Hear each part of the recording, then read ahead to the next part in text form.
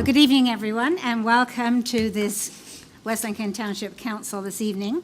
Today is Monday, June 23rd, and this is meeting number 10 of this year. If you are able, please stand for O Canada. Today it's Caister Centre Public School, and I do believe this is where we have the band and somebody singing for us. So.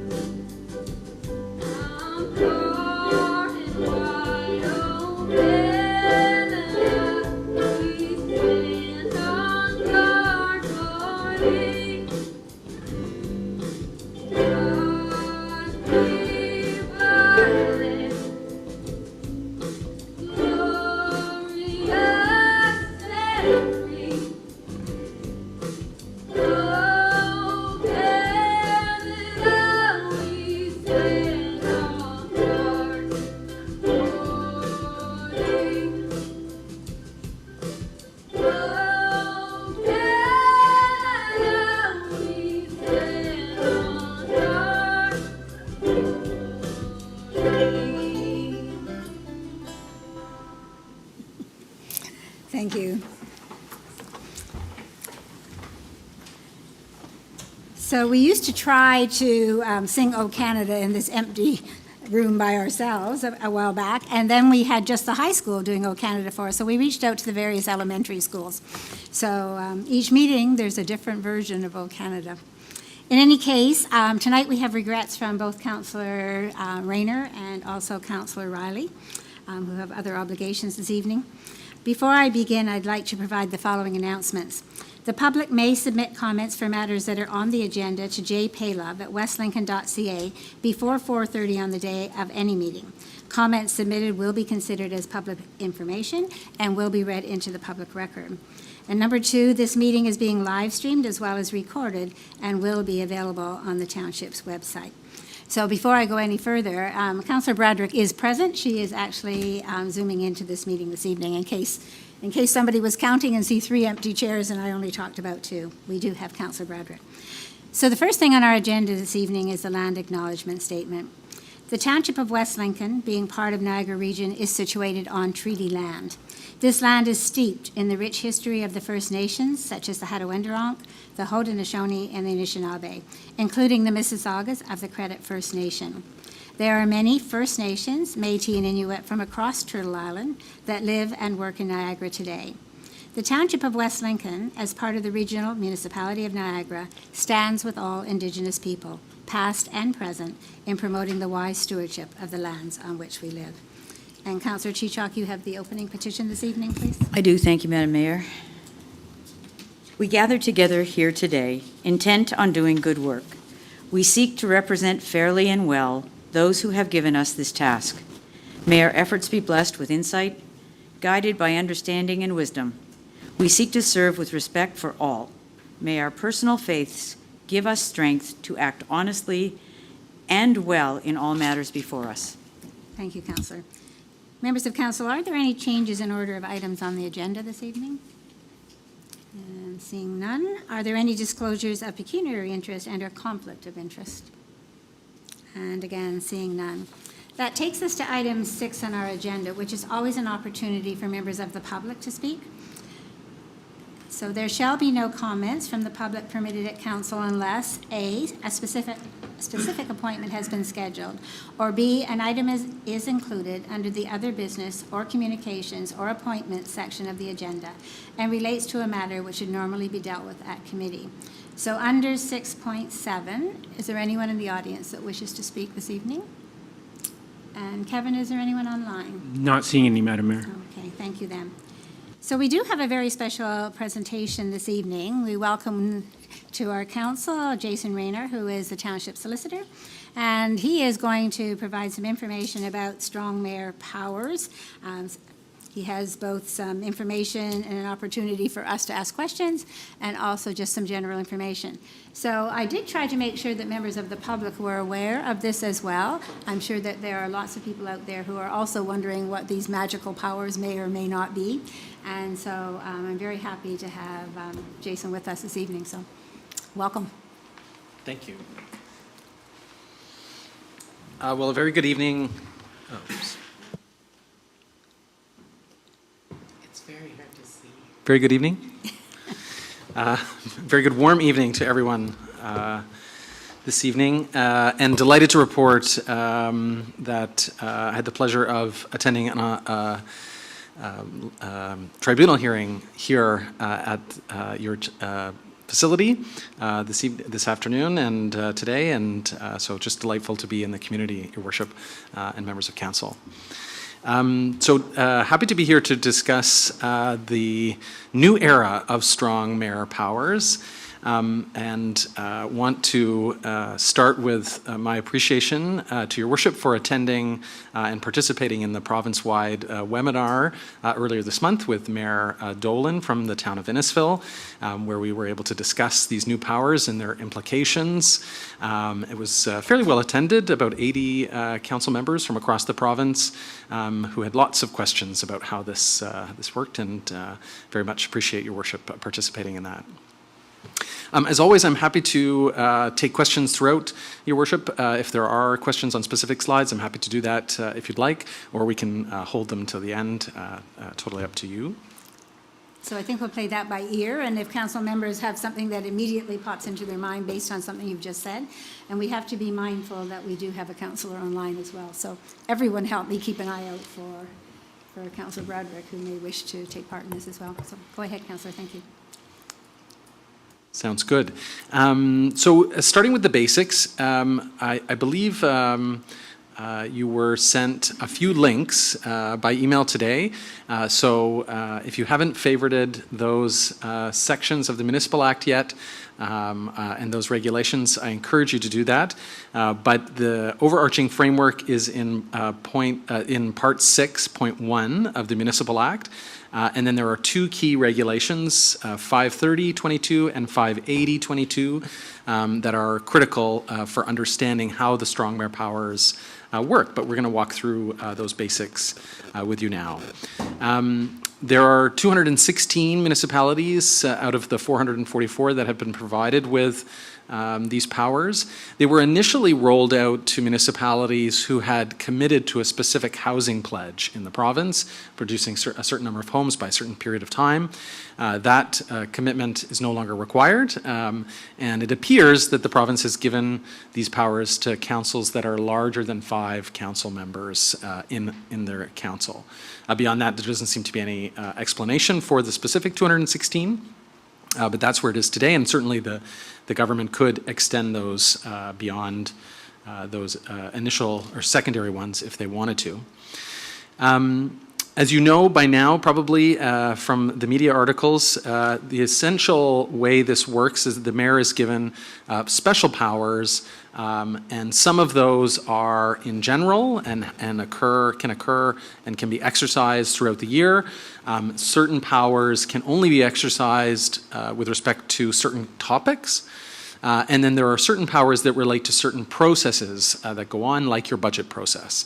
And so we can walk through those as well. There are implications quite significantly for staff in a strong mayor scenario. For example, the appointment of the chief administrative officer as well as department heads is now officially in the hands of the mayor. Although there are ways, of course, of dealing with that, which we can talk about. So critically important is those powers that can only be exercised with respect to certain topics, certain subject matters. And those subject matters are set out in Ontario Regulation 580.22, and they can be updated by the province, presumably at any time. At the moment, the priorities, the provincial priorities for which the certain strong mayor powers apply are the objective to build 1.5 million new homes by December 31st, 2031. No small task. And to construct and maintain infrastructure to support housing, transit, roads, utilities, and servicing. Now, appreciating that those are fairly broad subject matters and fairly broad topics, the inevitable question comes: who gets to decide if something that's particularly specific on your agenda relates to these provincial priorities that would then allow the exercise of the strong mayor powers? The short answer is it's the mayor who will decide. The long answer is it's council, because if the mayor decides to exercise the powers based on one of these priorities, it's up to council then to decide whether or not they agree with the mayor in that circumstance. And if they do, then a certain process will happen. If they don't, then they're going to vote against whatever the mayor is trying to do under the circumstances. The tricky part, of course, becomes if just more than a third of you agrees with the mayor, then you will likely be under a circumstance where it's falling into one of these categories, whether you like it or not.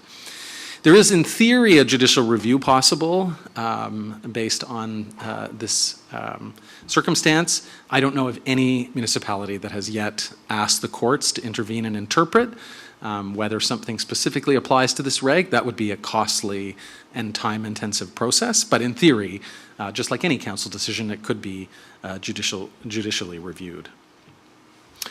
All right, so a few other, again, broad strokes about these powers. There are a whole series of powers that relate to the way the budget is considered and ultimately approved. And just about every municipality is looking at this carefully and trying to decide how much of their traditional budget process can be kept and can be fit in with these new powers. And then there are other municipalities that have simply adopted the flow chart that relates to this specific regulation that deals with budget authority. But at a high level, the concept is that a budget is now the mayor's budget, at least at some point in this process, and then council can suggest changes to that budget, which the mayor can veto. And then council can decide to override the mayor's veto with a 2/3 vote. Now, I appreciate it's a lot more complicated than that, and no doubt your staff will bring you, in fact, I know they're working on it, a process in consultation with the mayor about what they'd like to. In fact, you may have already done that, I'm not sure. I know we talked a few weeks ago about where this was at.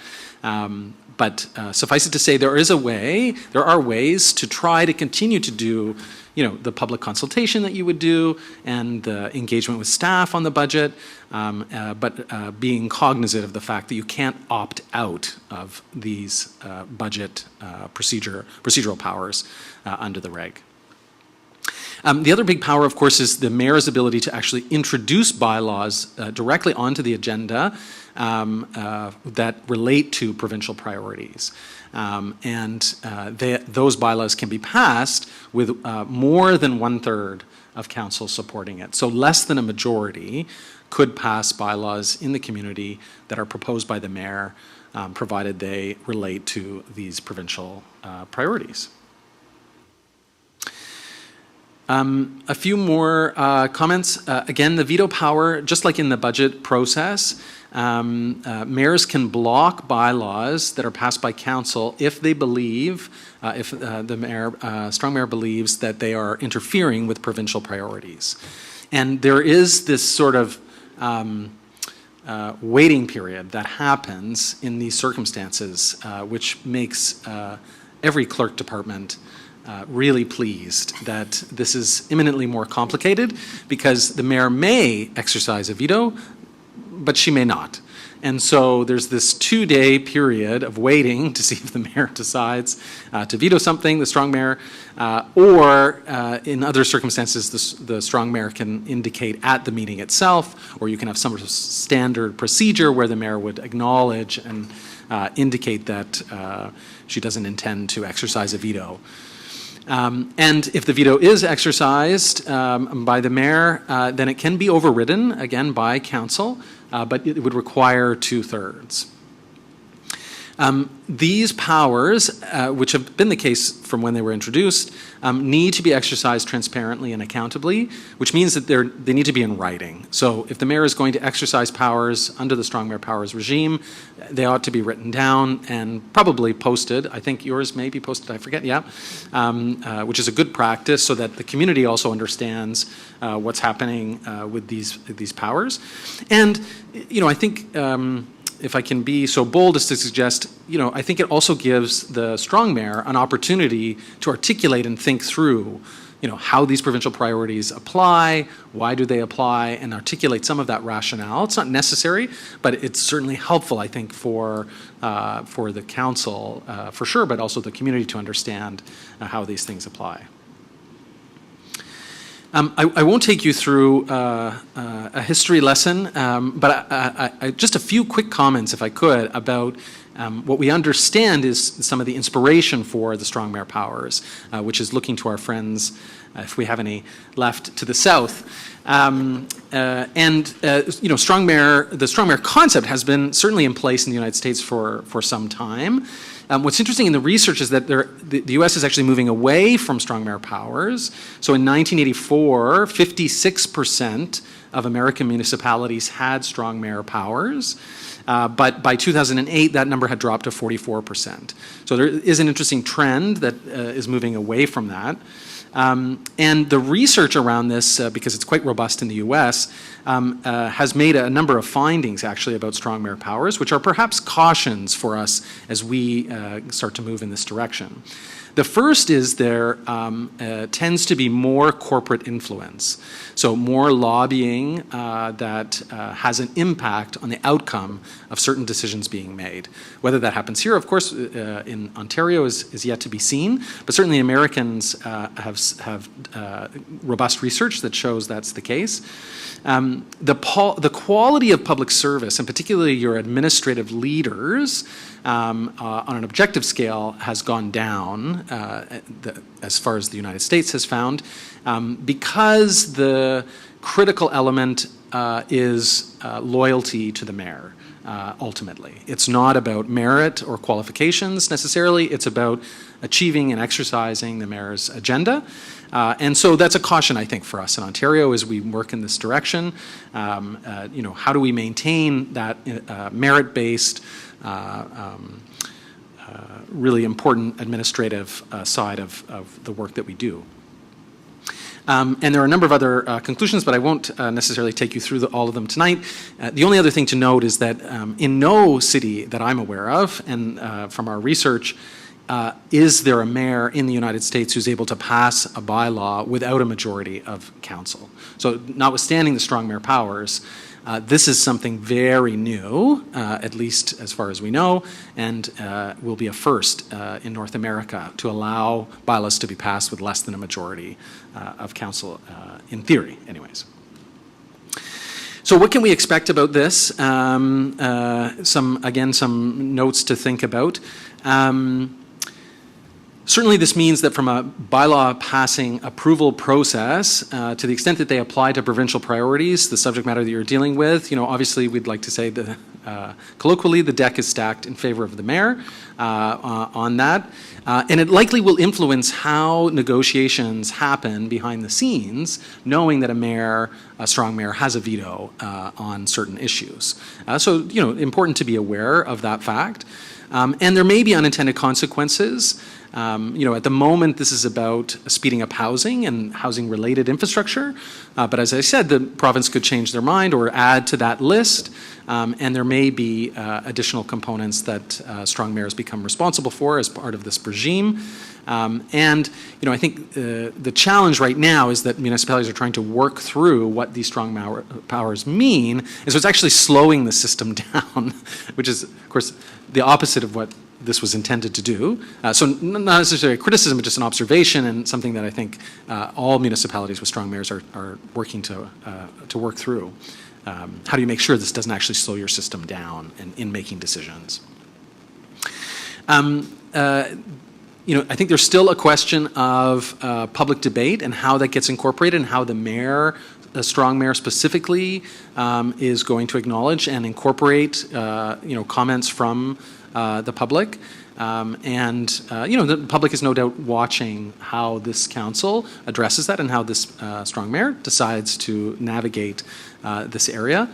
And as I mentioned before, the issue of downloading responsibility, at one time the province had to pass legislation that specifically said that municipalities are now responsible for these certain things, which of course happened a lot in our history in the municipal sector. Now they simply can change that one regulation and prioritize certain things the strong mayors are expected to deliver. So interesting intergovernmental relations on the horizon.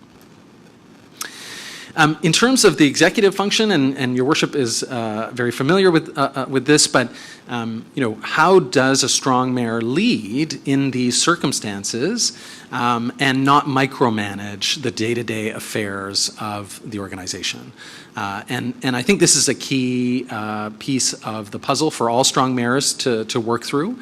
And one caution for strong mayors is that to the extent that they step into the shoes of management and department heads, they are taking on the responsibility and the liability associated with those things. So to the extent that they are usurping that authority that it otherwise sits with the CAO or with department heads who have specialized expertise in professional management, they may be inadvertently even absorbing some of that actual responsibility of an executive officer. Now, whether that's personal liability or corporate liability, that will still be, time will tell, but it's an important piece of this puzzle to understand. And I think ultimately, in terms of continuing to respect administrative expertise and decision making in this context, will be critical. And I think it goes further than that, in the sense that it's not enough to simply understand that this is how we've done things before. It needs to be written down. It needs to be in CAO contracts and department contracts. It needs to be in bylaws that authorize, your delegation of authority bylaw, for example. So we need to be clear, at least for the current strong mayor and the current council, what the expectations are, and so that staff have a very clear understanding of who they report to and who they're responsible to on these things. Many municipalities across Ontario who have been dealing with this have made it very clear that they intend to operate the way they were operating before, which is that the CAO, for example, continues to be responsible for the general management and control of the organization and reports to council as a whole. But that shouldn't be an assumption. It should be written down now, because the default in the regulation is that the CAO reports to the mayor, right? Is sort of the structure. Okay, we've covered that. Again, clarifying how the mayor is going to go about this, and I know, Your Worship, you've been giving this quite a bit of thought, and you've been working with the team to flow this out. So this is more of a general observation for strong mayors. But there are strong mayors who have said, publicly, that they were the CEO of the organization prior to strong mayors, and so they'll continue to operate the way they've been operating. But of course, the reality is that the regulations have significantly changed, and there is executive authority now vested in the strong mayor compared to before. Having the conversations and the training that you're doing today, I think, is really helpful.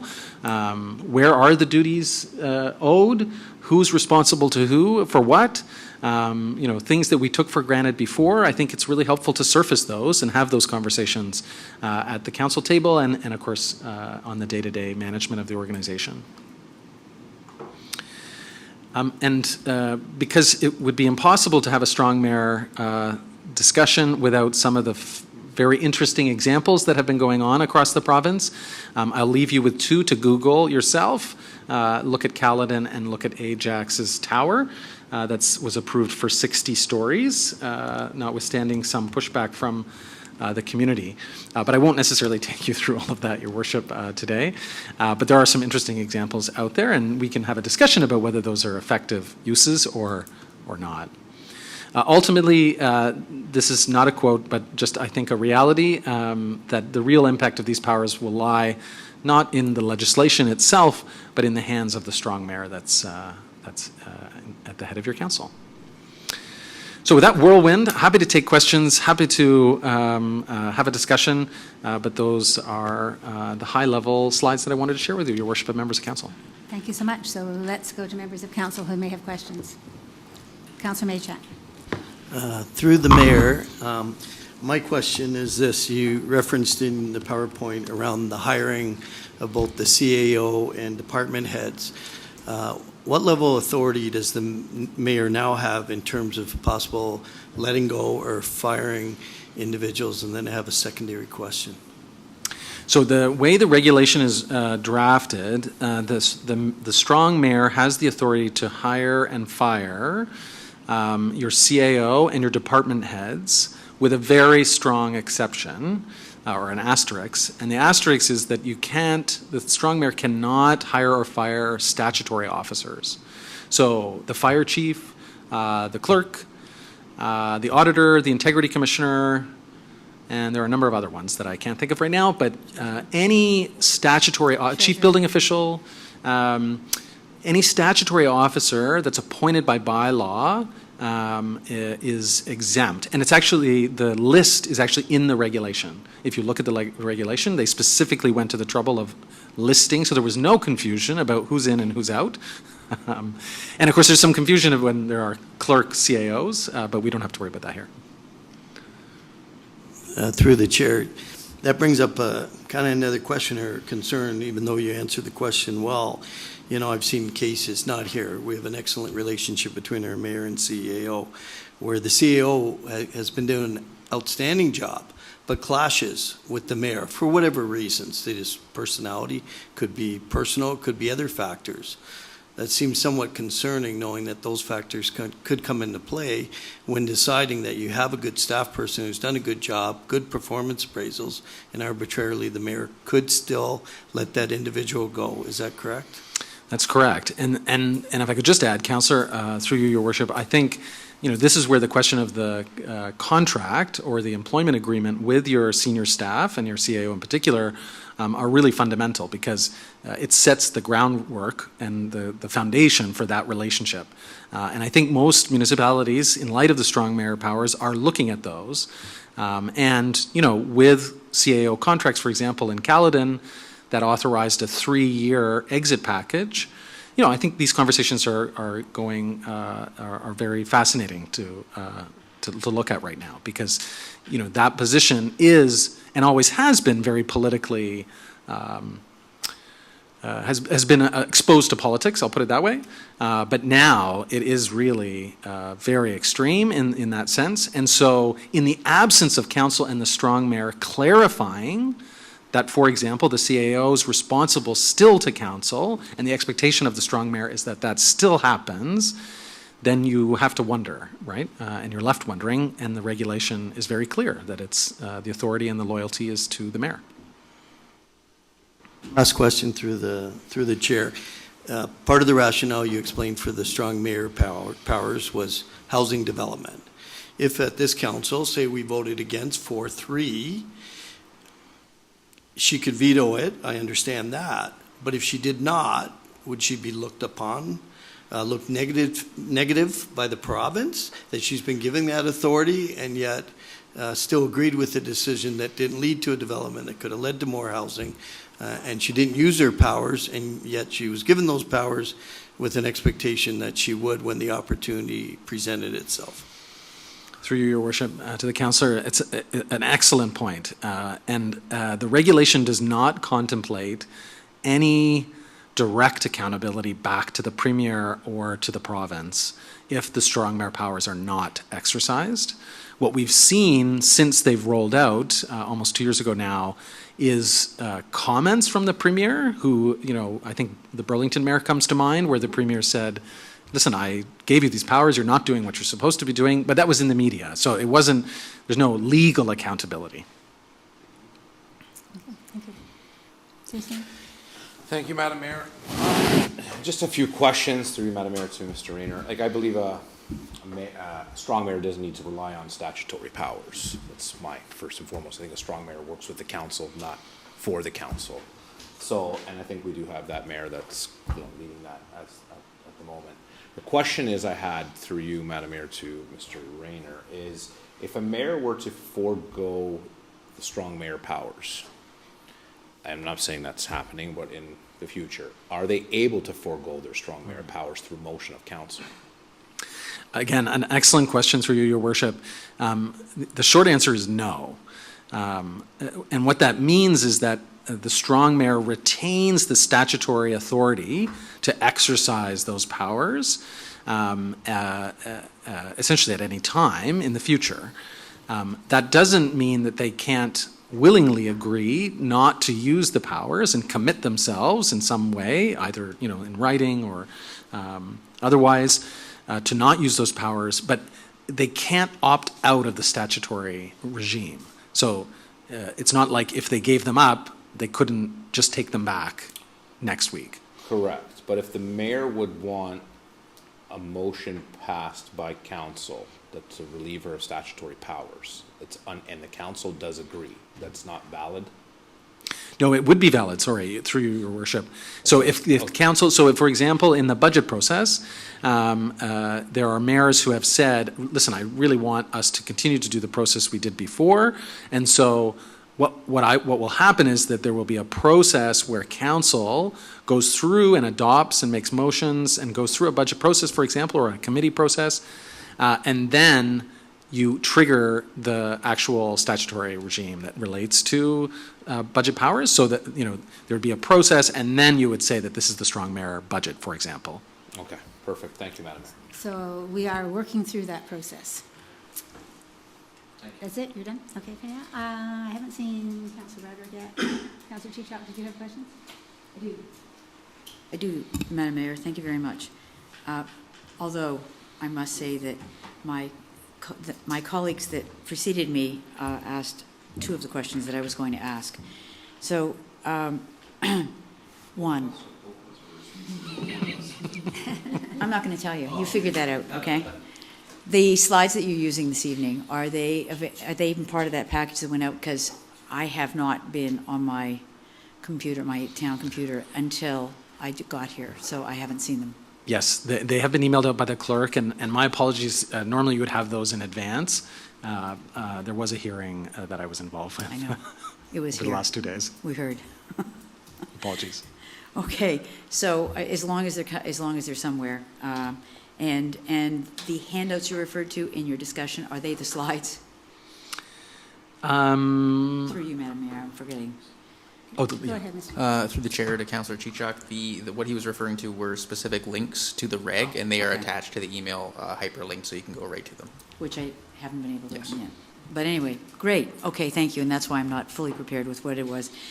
All right, the Caledon issue, I think we're all, most of us are very, very familiar with, and it certainly has cost the municipality a lot of money and a lot of very, very angry people because of the amount of money that occurred as a result of actions by the mayor without consultation. And I think they're on the CAO number 3 now, but anyway, it's a very sad story. It's a very sad event for staff, and I truly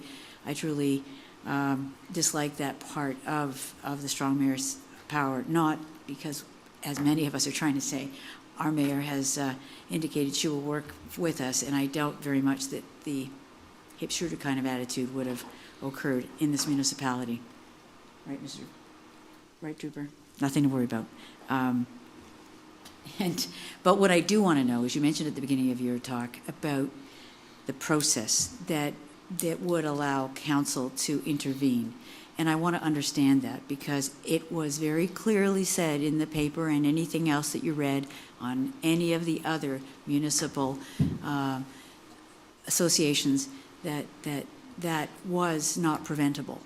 So, I mean, we're talking millions of dollars that are going to be charged to the town.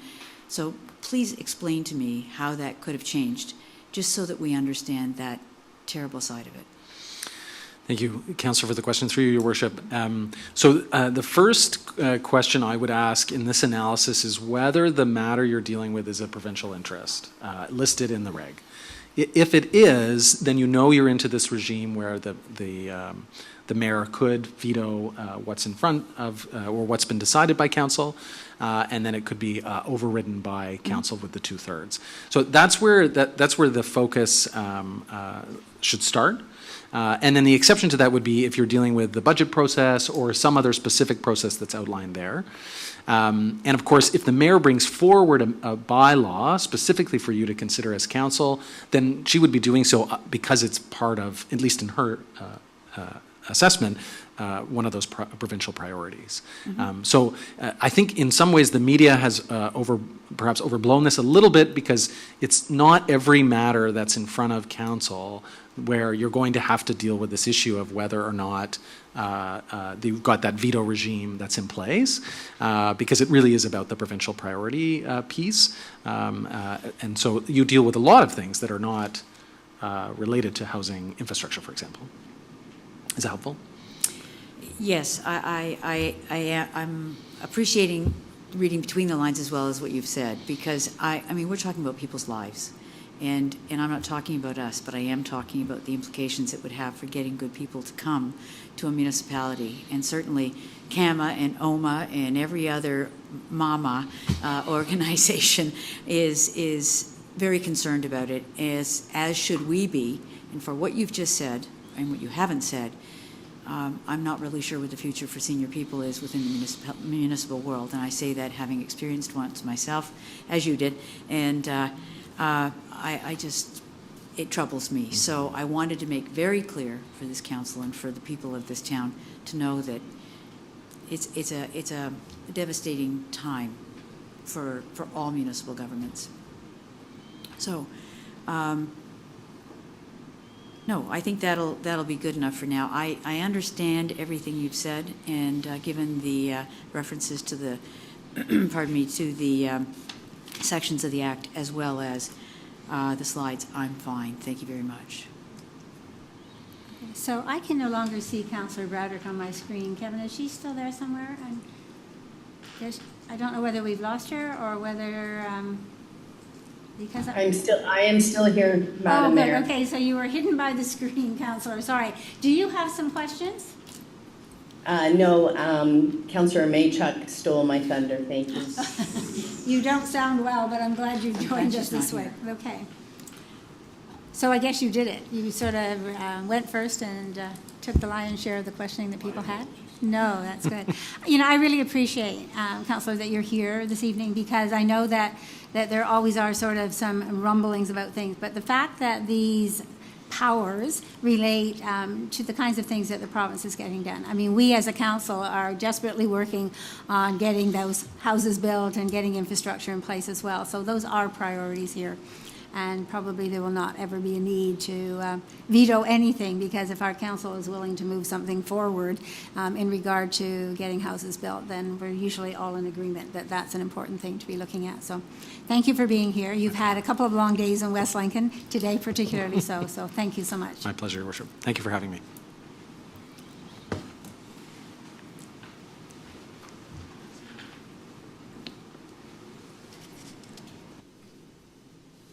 Okay, so the next item on our agenda then, if there are no more questions or comments about that, Regional Councillor Witteveen, your comments. You're busy chatting. I should have asked if you had any questions.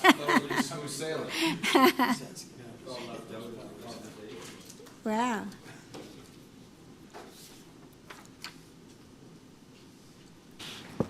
I just wanted to say it was, he apologized for taking up the time for me to sit through that, and I said, and I was trying to respond to say, no, I thought it was very interesting, and it was explained really well, and I think it's done properly. I think it's very good for our community to move projects forward and do those type of things. So, well, since you are also connected to our push to get infrastructure in place so we can build houses, yeah. I think it was appropriate that you did hear that too. So thanks for being here. Yeah, no, glad to be here. And so, good evening, Mayor, councillors, staff, and members of the public.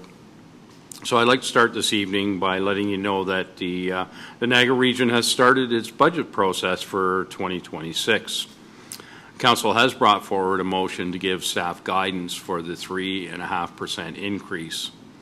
We understand the pressures to our residents in this time of uncertainty, and over the past few years, just the challenges with, I guess, with staff and trying to get projects done within the budget. So over in the coming months and into the fall time, we'll work through the department's requirements to achieve our strategic objectives in providing services that our residents are accustomed to. So in the Public Works Committee meeting this past month, the concerns of recycling collection to non-eligible sources strategy continues with the province. So this is the producer group wants to provide less services than what municipalities were receiving from the Niagara Region program. And so we've been working with BIAs and chambers and lobbying the provincial government to continue this level of service. And of course, I think I reported on this the past month. It's for the kind of the downtown areas where they're looking at not wanting to provide that service, that recycling collection. So in our estimates, the extra cost to the taxpayers for this service would equate to like 2.9 to 3.5 million on the waste management budget. And we're not willing to take on this extra cost to our residents. So as a reminder, we still have to the end of this year to find a resolution to this, and everybody's working together to let the province know that this is not helpful to municipalities to be downloaded to. So I will keep council informed as we get closer to the deadlines and the possible outcomes. So I've been working with staff over the last month here with some residents' concerns on traffic safety in our municipality. A couple concerns were for better line of sight at the intersection of Mill Street here in Canberra.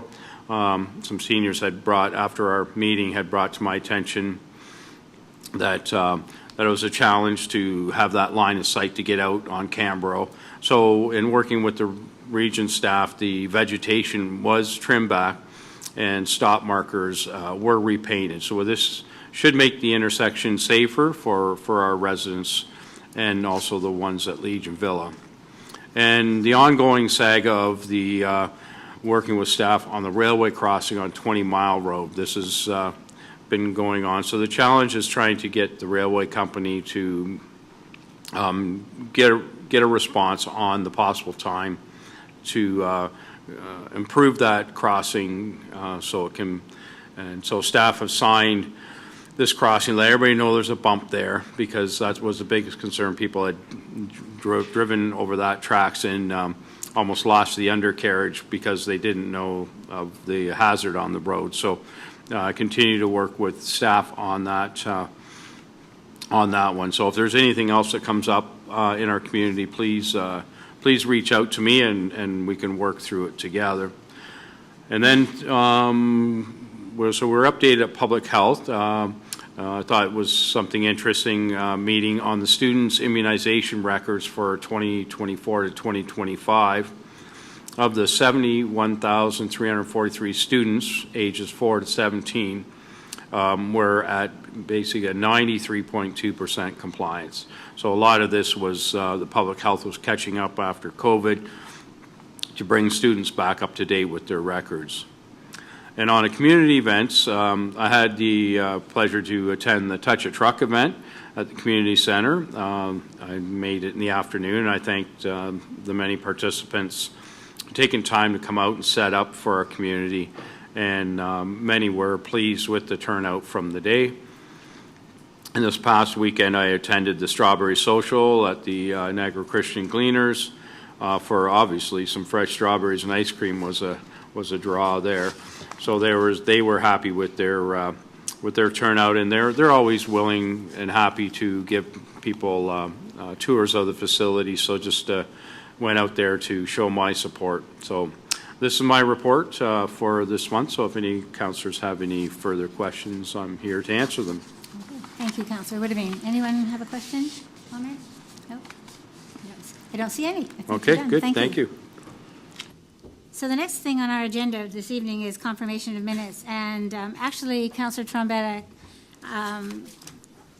the council minutes were assigned to Councillor Riley, and he isn't here. Would you mind? Yes. Okay, so do you have it there? Yep. So the minutes of the May 26, 2025 meeting, confidential minutes are under separate cover. So if you would just Sure. read the resolution, Moved please. by myself that the minutes relating to the May 26, 2025 council meeting and the recommendations contained therein be accepted, and the confidential minutes relating to the closed session portion of the May 26, 2025 council meeting be accepted, and that the minutes remain confidential and restricted from the public disclosure in accordance with the exceptions provided in Section 234 of the Municipal Act. Thank you. And Councillor Bradrick, will you second those, please?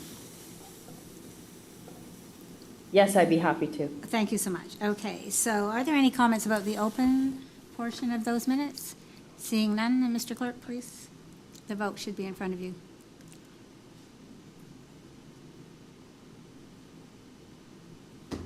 Okay, so Councillor Bradrick, your vote? I did it on screen. Oh, you've done it. Good, thank you. Okay. Okay. And that resolution carries. The special council minutes from June 16th, Councillor Maychak, you have that, please. Through you, Madam Mayor, moved by myself that the minutes relating to the June 16, 2025 special council meeting and the recommendations contained within be accepted. Thank you. And Councillor Chichok, there aren't many of us. Will you second that, please? Sure. Thank you. Are there any questions or comments about that meeting? And seeing none, Mr. Clerk?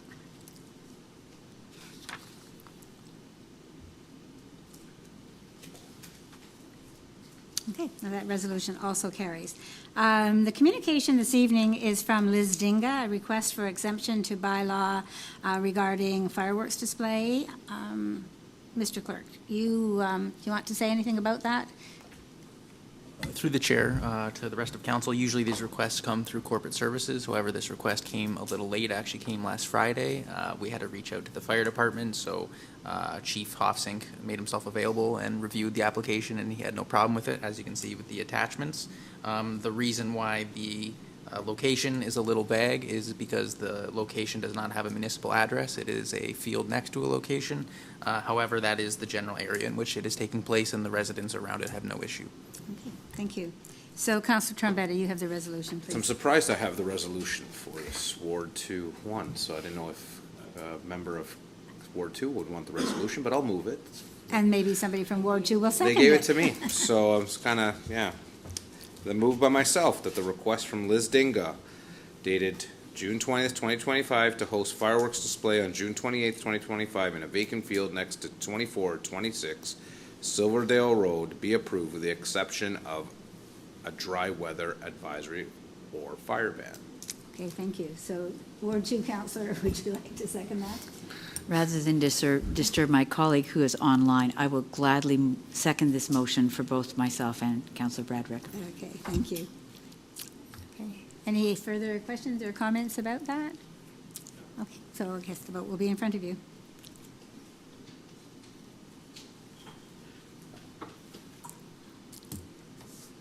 And that also carries. Thank you. So that takes us to item 11, which are my remarks. And you'll hear a couple of things similar to, you missed, welcome. It's cooler here than where you were, I'm sure. Yes, I appreciate it. Apologies, my son's graduation was just finished up, so I was able to run over. Okay, well, Thank we you. knew that was a possibility, but we weren't sure. Okay. All right, so the remarks for this evening. The day after our May 26th council meeting, the members of our Community Recognition Committee, that being Councillors Joanne Chichok and William Riley, Executive Assistant Jackie Thrower, and myself, met to make final decisions regarding both the nomination form and the press release for the 2025 awards. Nominations are being sought from the community for residents who have served their community well in either a short burst of time or over many years in the following categories: sports or recreation, cultural, and general volunteerism. Additionally, we have a youth community engagement category to try to capture the contributions of young people to our community. The nomination period opens, as it has for the last few years, on Canada Day and closes the weekend of our agricultural fair, being September 5th to 7th.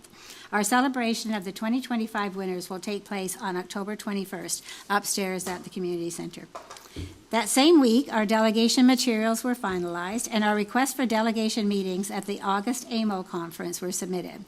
We are now continuing to enhance and expand on those materials in the hope of actually being granted meetings with several different ministers.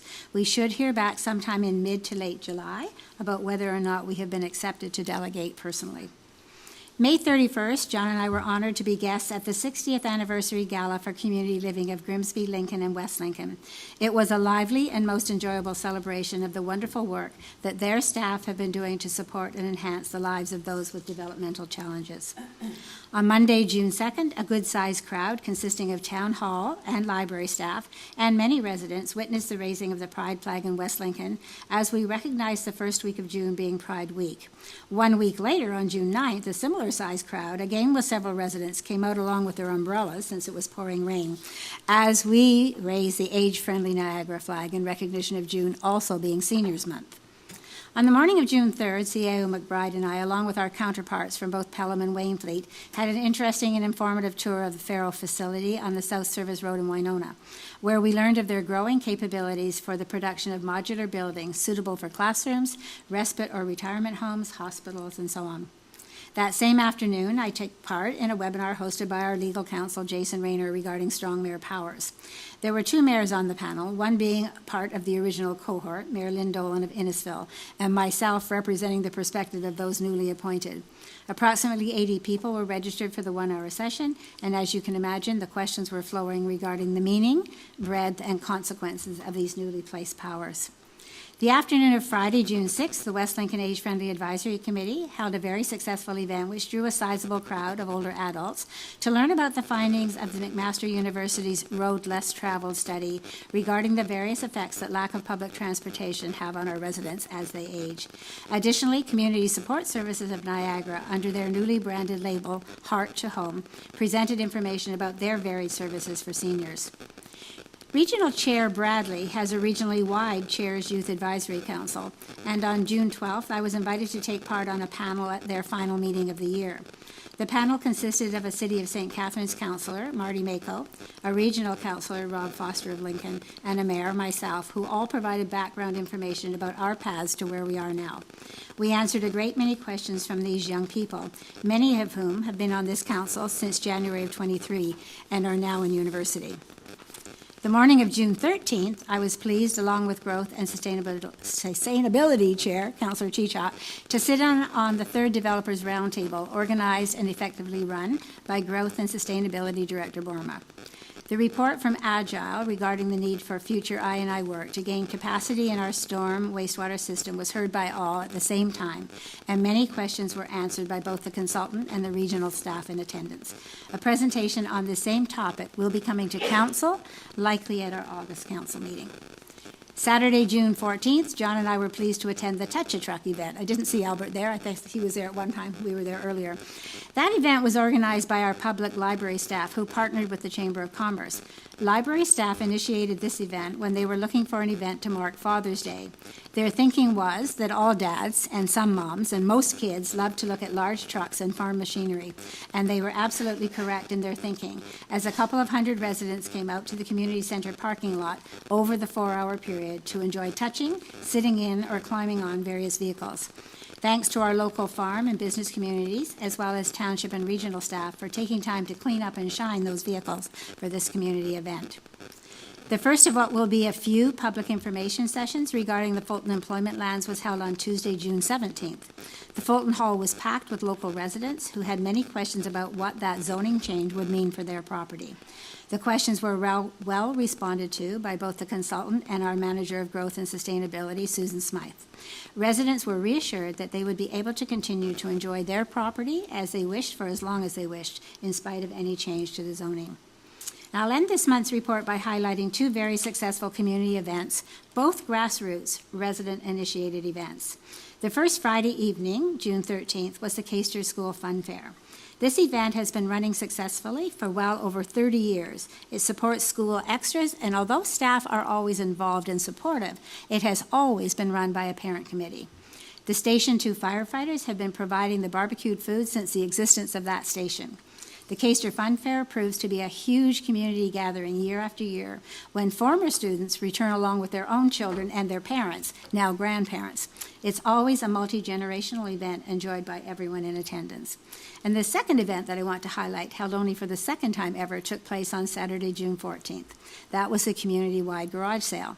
This highly successful event, which was originated by residents and was grown on various social media platforms, resulted in not only a way for the buying and selling of no longer needed household goods, but provided a huge opportunity for social engagement throughout the municipality. Although some areas were so congested with traffic that it was a bit difficult to get around, it was wonderful to see so many people of all ages out and about in our community.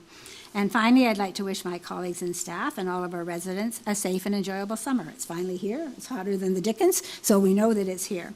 Hopefully, I will still see many of you out to enjoy our amazing Canada Day activities as we celebrate being Canadian together on Tuesday, July 1st at the Leisureplex. And that ends my remarks. So, any questions or comments?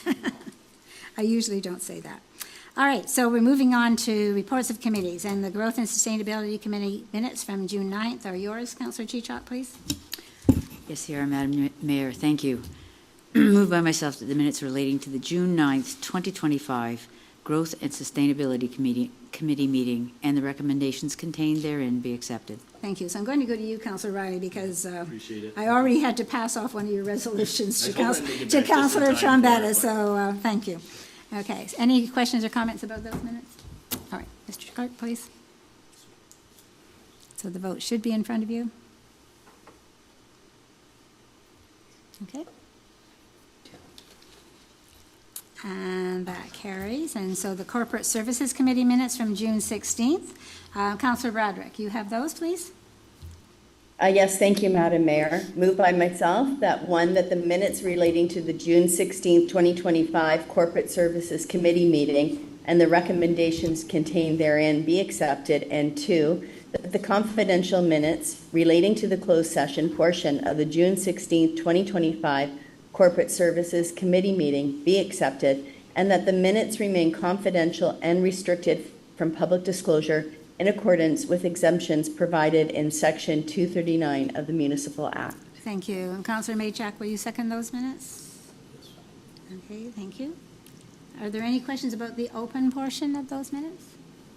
And seeing none, please. The vote should be in front of you, and it is, I hope.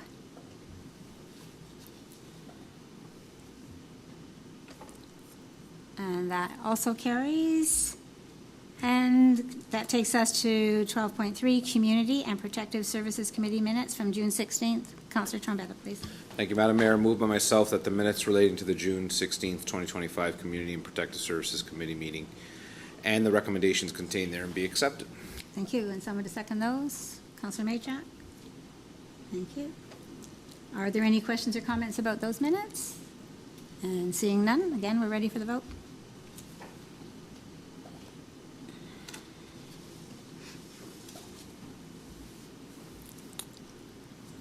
Okay, good.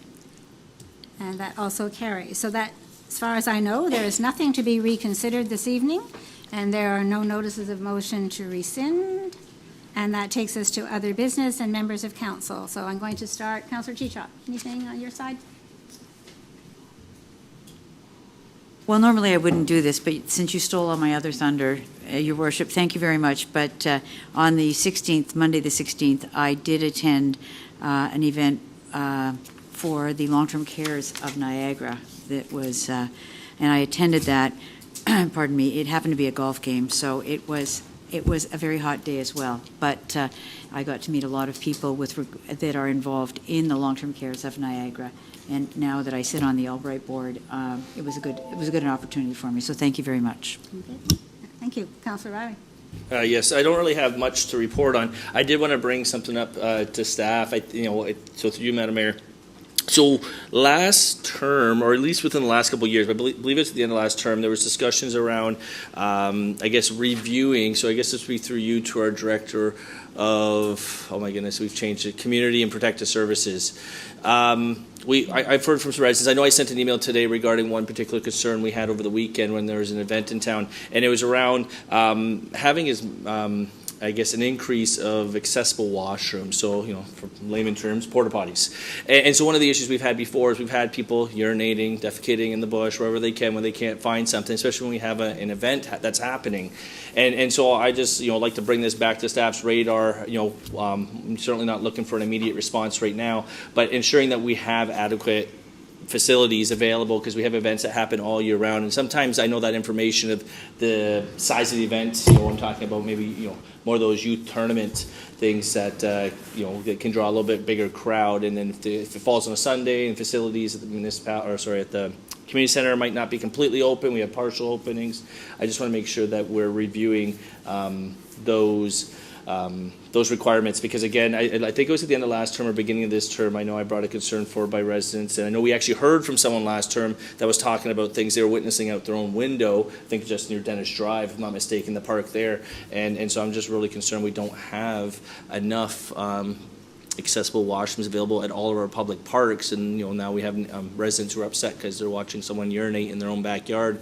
Essentially, they see it as they're part of their backyard, and that's really unfortunate. So I'm just wondering if we can kind of review that, and if you have a comment, feel free to comment. I know I'm sure the director does, because Yes. I know that she was speaking with her staff about that today. So, Yes. Director. Thank you. Through the chair, yes, we did have a meeting today because there were a few concerns, your concern that was brought forward through a constituent, but some others as well, about the lack of porta potties. One of the challenges we identified that will ensure it doesn't happen again is we were unprepared for the number of people who attended the soccer tournament. The number that staff were expecting was far less than the number that arrived. So this morning we talked about next steps in that we need more clarity in advance of these events. We also need to look at the cost of the porta potties, because quite frankly we probably could have used 40 or 50 across the region for this event. So these issues come forward. I appreciate that constituents bring them up because I was unaware of that issue. We are addressing the issue of porta potties in some of the parks as well to ensure that they're more private and they're actually away from houses. So we're working out this twofold, but there were a few concerns with this event. It's almost like the success of the event overwhelmed West Lincoln a little bit. So I hear that people had a good time, but I did hear a few complaints about the numbers of people. Thank you, and I appreciate the fact that you guys are on it and going to look into it. Just speaking from a personal experience, just the other weekend, my son had a baseball tournament in Port Elgin, and it had 15 teams and hundreds of people, and they didn't even have enough accessible washrooms, and then they were filling up, and so this is a bigger issue. But they're not accessible washrooms. You just need available washrooms. Available washrooms. Sorry, not yes. Accessible as in terms. No. Sorry. That way either. Thank you for the clarity. Yeah, available washrooms. Accessibility obviously is important, but we need something available and accessible ideally. But yeah, that I just wanted to bring that forward publicly because I know many people have had concerns. I emailed you today and just wanted to have it on record as well. Good. Thank you. Okay, thank you. Thank you. Councillor Trombetta. Just real quick, everybody, this is our last meeting for the summer. Everybody have a lovely summer, I guess. I hear you guys have a very packed agenda on the 14th. And you won't be here. Vacation, so I will not be there. So I'm sure that you guys will, I guess, rough it out and hopefully quickly get through that agenda. But again, just wanted to wish everybody a good summer. That's it. Okay, thank you. Thank you. Councillor Maychak. Through the mayor, likewise, I'd like to wish everyone a very safe and happy summer. I just want to comment in regards to events that it's important to meet with the organizers in advance, because I think things like porta potty, it's a cost sharing measure. They're responsible for the tournament. They do charge money. They do make money. So it shouldn't be all on the burden of the town, but something that should be discussed. And I'm always impressed with the resident participation in all the events. But I also want to recognize our private sector and Wayne Silistra with the most recent garage sale that was so successful. I think there was over 150 registered individuals who had garage sales and upwards of 200 actual events that did take place when you take into account others. So I just want to thank him and the community for coming out and supporting everyone and recycling so many items that otherwise could end up in landfill. But I know I got a few items myself, so thank you. Okay. Thank you. Councillor Broderick, anything this evening? Just to tag on to wishing everyone a good summer, and just keep in mind that schools are almost out for the summer, so be extra cautious when driving, walking, biking in our neighborhoods. The children are out and about, so be vigilant to ensure their safety. Thank you. Out and about and excited to be out and about, and therefore probably not watching as carefully as they should. So that's a good message. Thank you for that. Okay, new items of business, only items that require immediate attention, and I'm not aware of any unless somebody has something. There are no confidential items this evening. And back to you, Councillor Broderick, with our bylaws, please. Thank you very much. Move through myself. One, that leave be granted to introduce bylaws 2025-36, 2025-37, 2025-38, 2025-39, 2025-40, 2025-41, 2025-42, and 2025-43, and that the same shall be considered to have been read a first, second, and third time with one reading, and are hereby adopted. And two, that the mayor and clerk be and are hereby authorized to sign and affix a corporate seal thereto, any rule of this council to the contrary notwithstanding. Thank you. And someone to check in the bylaws, please. Councillor Riley, thank you. Okay. Any question about any bylaws? Any discussion about any bylaws? So we're ready, Mr. Clerk? And that vote should be in front of you.